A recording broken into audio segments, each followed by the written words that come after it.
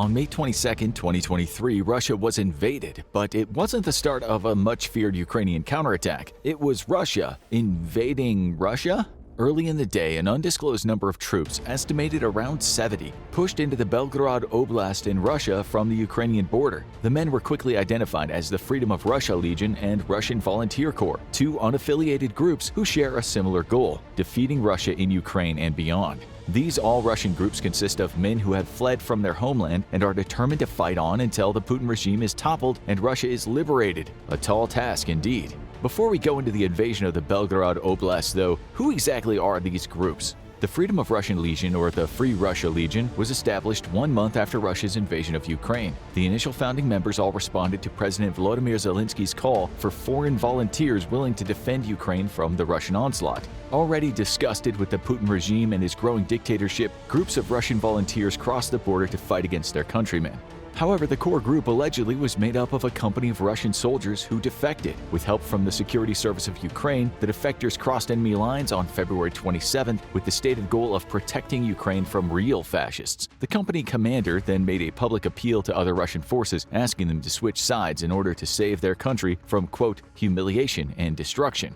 On April 5th, 3 men in military fatigues and black balaclavas held a press conference in Kyiv. There they announced the official formation of the Freedom of Russia Legion, claiming that they had been tricked by the Putin regime into carrying out a war of genocide. Their numbers were quickly bolstered by captured POWs who preferred to fight back against Russian forces than simply sit in Ukrainian POW camps. This created a high degree of mistrust between the Legion and the Ukrainian armed forces, but many of these POWs had been forced to fight in the first place. The UAF would gradually grow to trust the Legion as they undertook various dangerous missions in defense of Ukraine. The Legion would begin to gain some fame as they were interviewed by Ukrainian media. Soon, foreign media picked up the story and brought attention to this group of Russians who had chosen to fight against their countrymen. The recruitment of Igor Volobyev, former vice president of Gazprom Bank, immediately increased the group's profile and has been the Legion's most famous recruit to date. Some say it also caused significant concern in the Kremlin, because if such a senior official was willing to pick up arms and fight against Russian forces, then how many more were willing to silently sabotage the war effort from within? The infamous Discord leaks of Pentagon classified intelligence showed that Russia had good reason to fear this, as the US was being freely given access to very detailed information that only individuals in high-profile positions could possibly have access to. The Freedom of Russia Legion wears their own version of the Russian flag, with white, blue, and white stripes. They also wear the blue and yellow colors of the Ukrainian flag to signify their allegiance to the Ukrainian armed forces. While their compatriots on the other side of no man's land sport Zs on their vehicles, the Legion instead uses the letter L, standing for Legion and Liberty. Nobody knows just how many Legionnaires there are, and everyone involved is keeping it a secret. The Kremlin claims that the Legion doesn't exist, and is instead a fabrication of the Ukrainian intelligence services. However, this is almost certainly not true, given that verified Russian citizens work as the Legion's spokespeople, and also because the Kremlin lies about everything.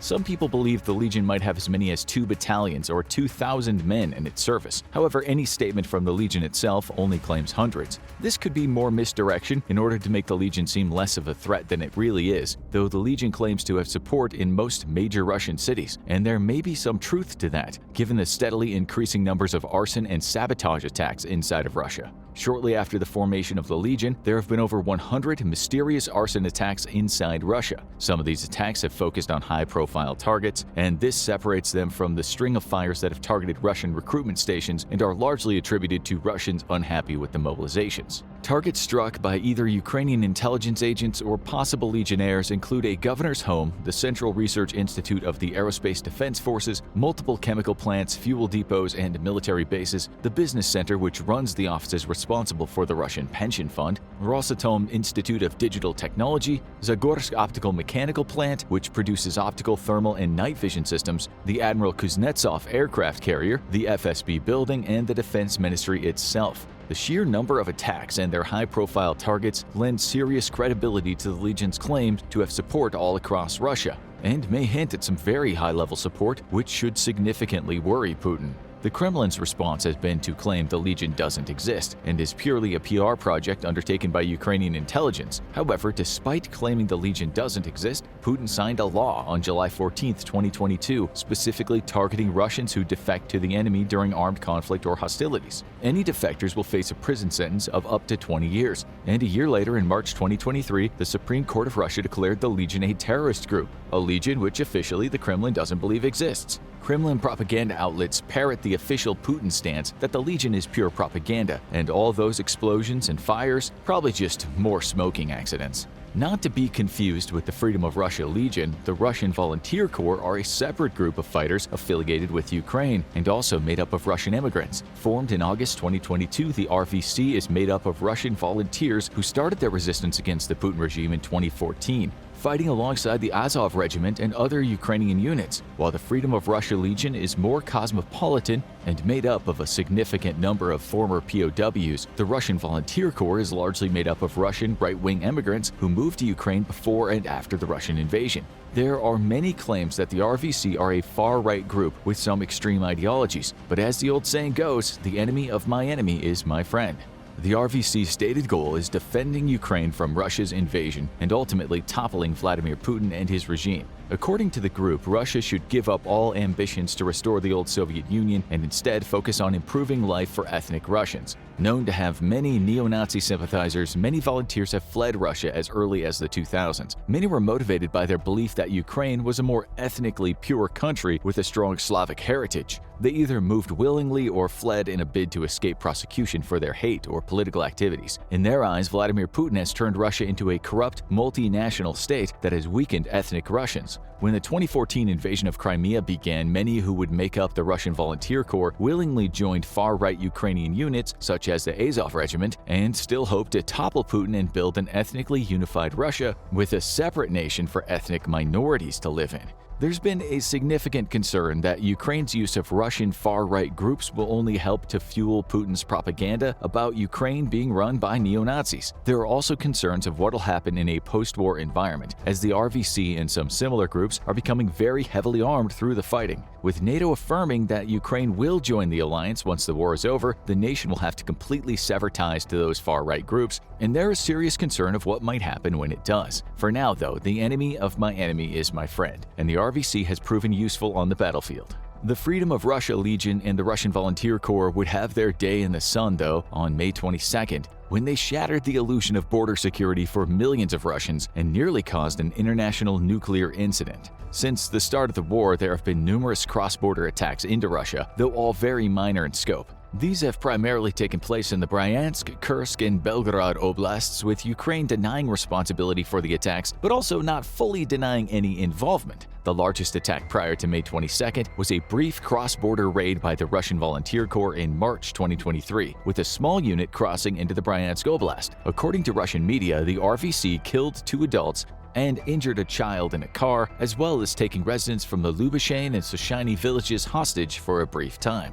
The Rosgvardia, or Russian National Guard, was mobilized to expel the intruders. On May 22nd, the RVC and the Legion would join forces, using at least 1 tank and multiple armored vehicles. The invading force pushed through a Russian checkpoint in the Gravoronsky district. From there, the force took control of the villages of Kozinka, Goraporol, and Glotova. Advance units reached all the way to Gravoroln, the capital of the district, with the intent of creating a demilitarized zone that couldn't be used to launch attacks into Ukraine. The Russian government denied the attack was taking place, even as citizens uploaded panicked videos to Telegram and other social media channels, showing what it's like to get a fraction of a taste of what Ukrainian civilians have to endure. Locals called for help from the authorities, but while details remain foggy as of the writing of the script, the invasion force seemed to run into only light and token resistance, which was easily overcome. Local governments organized an evacuation of civilians using buses and any means of available transportation, with the number of evacuees numbering in the hundreds. However, the greatest concern was the perceived direction of the attack of the invasion.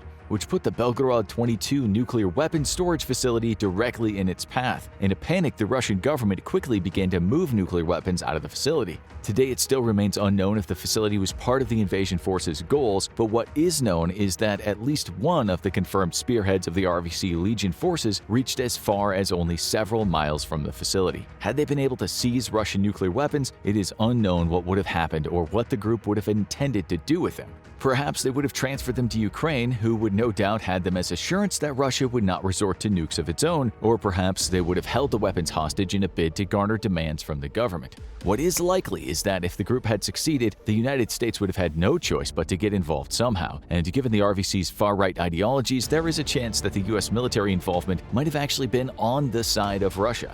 The next day, the Russian Ministry of Defense claimed to have defeated all the invaders and either killed them or all driven them back across the border. Nobody bothered to tell the Legion or the RVC that, though, who launched a drone attack against the FSB building inside the city of Belgorod, scoring a direct hit. Amusingly, Russian officials claimed that the saboteurs had stolen police uniforms and that all Russian civilians in the affected region should shoot first and ask questions later if they spot a uniformed police officer. There is as yet no news of any Russian police officers accidentally murdered by trigger-happy civilians. Russia scrambled to muster forces to repel the invasion and launched multiple helicopter attacks, resulting in at least one confirmed downed helicopter. The Russian state also claimed to have destroyed multiple armored vehicles and captured more, even releasing images of captured American Humvees as proof. However, the captured vehicles don't bear the same markings as those clearly seen in use by the invasion forces and show no battle damage. Plus, the photos themselves are very closely cropped, prompting many to believe the photo op was obviously staged using captured Ukrainian equipment and fighting elsewhere. At last, the invasion force retreated back over the border after a 48-hour operation. The Russians claimed to have killed nearly all the invasion force and that it had identified all of them as Ukrainian. Meanwhile, the RVC and Legionnaires claimed they only suffered 2 dead and 10 wounded from the Legion, 2 wounded from the Russian Volunteer Corps. In exchange, the RVC and Legion expressed satisfaction with their raid, claiming to have captured at least 1 armored vehicle and several prisoners. The raid on Belgorod was a significant event in the ongoing Ukrainian war. It highlighted the critical vulnerability of the Russian motherland itself and just how poorly prepared Russia is for a Ukrainian incursion.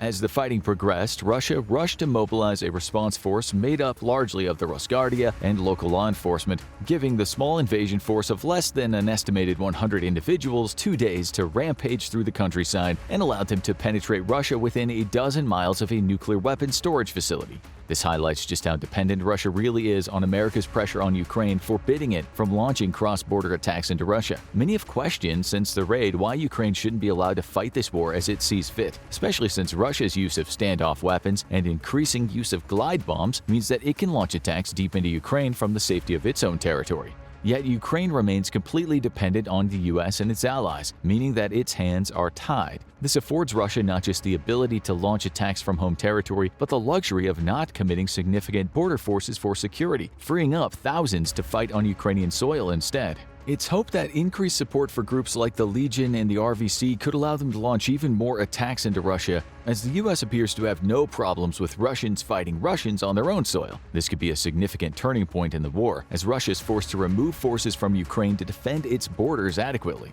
With its military already vastly outclassed by Ukraine's smaller, better trained, motivated, and increasingly better equipped military, the forced removal of thousands of combat troops and assorted logistics could give Ukraine the edge it needs to quickly win this conflict. Now go watch Could Russia Survive a Nuclear War? Or click this other video instead.